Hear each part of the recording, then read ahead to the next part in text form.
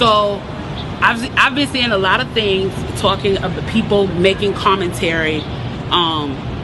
Interestingly enough, the ones I've noticed that have been making the commentary are wealthy black people making the commentary about we should not be rioting, we should not be looting, we should not be tearing up our own communities. And then there's been an argument of the other side of we should be hitting them in the pocket. We should be focusing on the blackout days where we don't spend money. But, you know, I feel like we should do both. And I feel like I support both. And I'll tell you why I support both. I support both because when you have a civil unrest like this, there are three types of people in the streets. There are the protesters, there are the rioters, and there are the looters. The protesters are there because they actually care about what is happening in the community. They want to raise their voices, and they are there strictly to protest. You have the rioters who are angry, who are anarchists, who really just want to fuck shit up, and that's what they're going to do regardless. And then you have the looters. And the looters almost exclusively are just there to do that, to loot. Now, people are like, well, what did you gain? Well, what did you get from looting? I think that as long as we're focusing on the what, we're not focusing on the why. And that's my issue with that. As long as we're focusing on what they're doing, we're not focusing on why they're doing. And some people are like, well, those aren't people who are legitimately angry about what's happening. Those are people who just want to get stuff.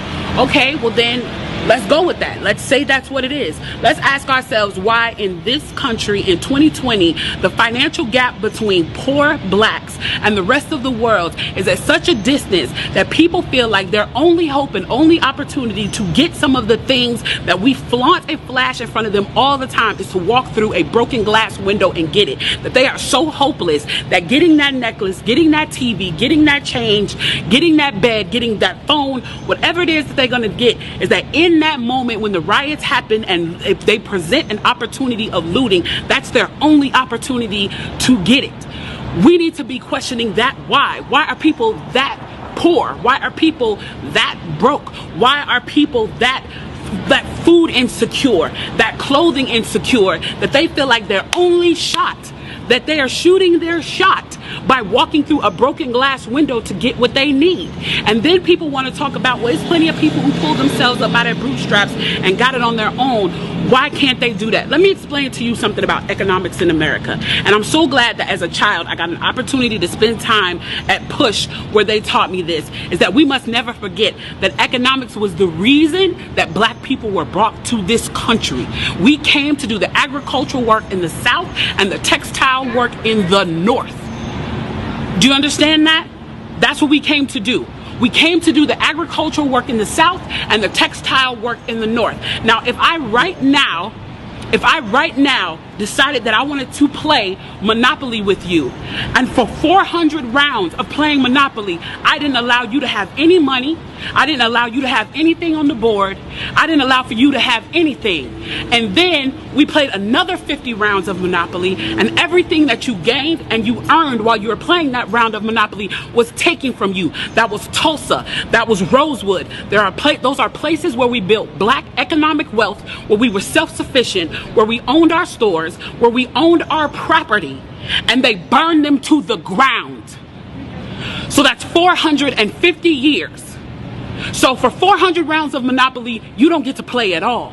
Not only do you not get to play, you have to play on the behalf of the person that you're playing against. You have to play and make money and earn wealth for them, and then you have to turn it over to them.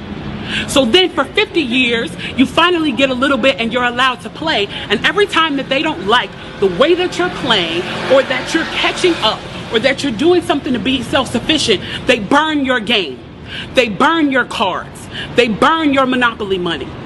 And then finally at the release and the onset of that, they allow you to play and they say, okay, now you catch up. Now at this point, the only way you're going to catch up in the game is if the person shares the wealth, correct? But what if every time you share the wealth, then there's psychological warfare against you to say, oh, you're an equal opportunity hire.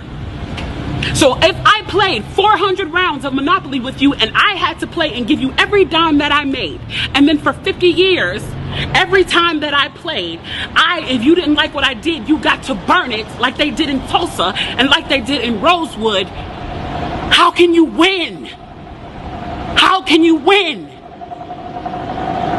You can't win. The game is fixed. So when they say, why do you burn down the community? Why do you burn down your own neighborhood? It's not ours. We don't own anything. We don't own anything. Trevor Noah said it so beautifully last night. There's a social contract that we all have. That if you steal or if I steal, then the person who is the authority comes in and they fix the situation. But the person who fixes the situation is killing us. So the social contract is broken. And if the social contract is broken, why the fuck do I give a shit about burning the fucking Football Hall of Fame, about burning a fucking Target? You broke the contract when you killed us in the streets and didn't give a fuck. You broke the contract when for 400 years we played your game and built your wealth. You broke the contract when we built our wealth again on our own by our bootstraps in Tulsa and you dropped bombs on us.